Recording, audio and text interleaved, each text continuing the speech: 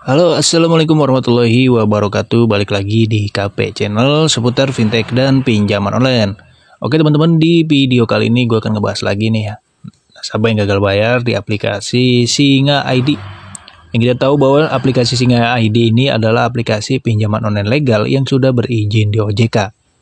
Nah, yang anehnya dan yang uniknya di sini ya, di aplikasi Singa ID ini penagihannya itu beda dengan yang lain ya. Penagihannya itu macam ustadz yang sedang khotbah, kalau menurut gua ya.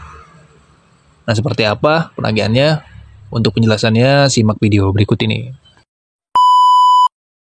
Oke teman-teman, di sini gua akan ngebahas aplikasi Singa ID. Aplikasi pinjaman online legal yang sudah berizin di OJK dan AFPI.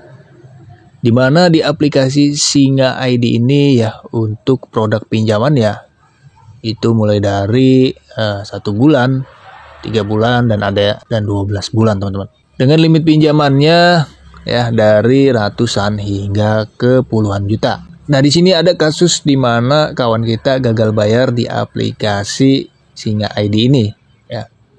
Itu selama telat 1 bulan ya. Tapi yang aneh dan uniknya ya, ini beda dari pinjaman online legal yang lain gitu. Untuk cara penagihannya teman-teman. Awalnya ya, setelah lewat jatuh tempo itu penagihannya ya seperti pinjaman online pada umumnya gitu. Ya, mengingatkan untuk tagihannya segera dibayarkan. Nah, selang beberapa hari ya, banyak WA ancaman, WA intimidasi ya. Lalu nasabah ini tidak menggubrisnya ya, artinya diabaikan saja. Nah, ada salah satu pesan WhatsApp ya yang dikirimkan dari DC Singa ini yang menurut gua jatuhnya kayak kocak gitu ya. Kayak apa ya? Kayak ustadz yang sedang khotbah di dalam masjid itu. Ya. Nah, ini ada salah satu penagihannya teman-teman. Nah, berikut adalah salah satu pesan WhatsApp yang dikirimkan debt collector Singa ID teman-teman. Aku bacakan di sini ya. Apa hukum bagi orang yang tidak membayar hutang? Wahai orang-orang yang beriman, apabila kalian melakukan hutang piutang untuk waktu yang ditentukan, hendaklah kalian menuliskannya. Quran Surat Al-Baqarah 282. Siapa saja yang berhutang sedang ia berniat tidak melunasi hutangnya, maka ia akan bertemu Allah sebagai pencuri. Ya. Sebenarnya gue males banget ya nanggepin WhatsApp yang dikirimkan DC Singa ini, apalagi WA-nya yang macam ini ya. Ya, seperti ustadz yang mau khotbah gitu di masjid.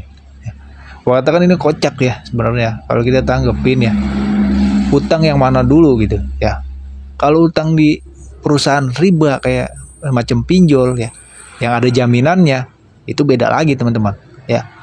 Ini DC-DC yang kehabisan akal gitu ya, untuk supaya nasabahnya membayar gitu dengan cara apapun dia menagih nasabah yang gagal bayar, termasuk dengan cara mengirimkan hadis seperti ini. Padahal yang kalau kita pikir lagi secara logis ya, bahwa di sini itu hanya untuk kita minjem di teman atau saudara. Kalau minjem di pinjaman online legal kan ya, di pinjol di bank itu kan kita mempunyai jaminannya itu KTP ya. Kalau ada jaminannya, otomatis kalau tidak bisa membayar ya udah ambil aja jaminannya gitu ya. Kocak ya. Jadi dengan cara apapun DC lapangan atau debt collector aplikasi pinjaman online legal ya, bukan hanya di aplikasi Singa ini aja, di beberapa aplikasi lain pun sama ya seperti itu. Nah, mungkin buat teman-teman yang gagal bayar di aplikasi Singa ya, untuk penagihannya misalkan beda gitu ya dengan ini ya, boleh tulis di kolom komentar teman-teman ya. Nah, karena ini ada kasus dari kawan kita, dia gagal bayar ya di aplikasi Singa selama telat 1 bulan ya, karena dia tidak menggubris ya, dia abaikan. Akhirnya DC ini mengirimkan hadis seperti ini gitu, supaya mungkin ya nasabah ini membayar gitu, jadi mengingat hutang. Kalau kita pikir lagi ya, hadis-hadis ini ya, itu kan perusahaan riba gitu ya, perusahaan pinjaman ya, yang ada jaminannya. Jaminan kita apa? Jaminan kita kan KTP, data kita gitu. Ngapain ya kan harus kirim hadis seperti itu gitu. Beda hal dengan kalau kita minjam di teman atau di keluarga yang tidak ada jaminannya, itu boleh ya DC ini mengirimkan hadis seperti ini. Kocak ya, ini apa? Ibaratnya seperti apa ya? Kalau dikatakan ustadz, DC ustadz mungkin ya, yang berubah jadi debt collector ya. Gue bingung juga nih nanggepin DC yang macam ini. Terus ada pertanyaan, misalkan bang, gimana cara ngebalasnya kalau ada WA seperti itu? Ya nggak usah dibalas aja ya, abaikan aja teman-teman. Nah itu adalah beberapa resiko ketika kita gagal bayar di aplikasi Singa. Selanjutnya resikonya untuk DC lapangan ada tidak bang? Ya, sepengalaman gua ya, karena gue juga gagal bayar di aplikasi Singa, itu belum ada DC lapangan ya teman-teman. Jadi aman lah ya.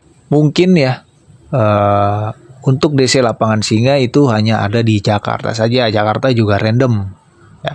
Untuk di luar Jakarta, di wilayah luar Jabodetabek, ya gue katakan aman karena belum ada kasusnya yang didatangin DC ya.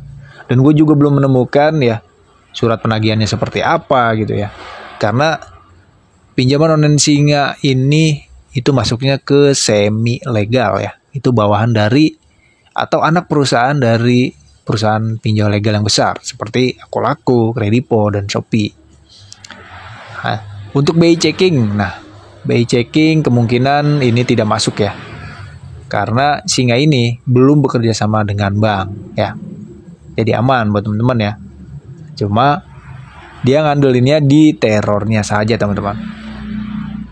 Nah untuk teror WA ancamannya itu ke kontak darurat atau keluar kontak darurat tidak bang? Sepengalaman gua ya, DC Singa itu hanya ke kontak darurat saja. Untuk keluar kondar dia tidak ada akses teman-teman.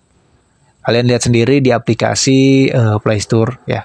Itu belum ada pengizinan di kontak ya. Jadi aman, hanya ke kondar saja. Nah segitu aja ya video kali ini mengenai gagal bayar di aplikasi Singa ID ya, dan cara penagihan yang beda menurut gue di Singa ID ini dengan cara dia mengeluarkan dalih-dalih ayat gitu ya.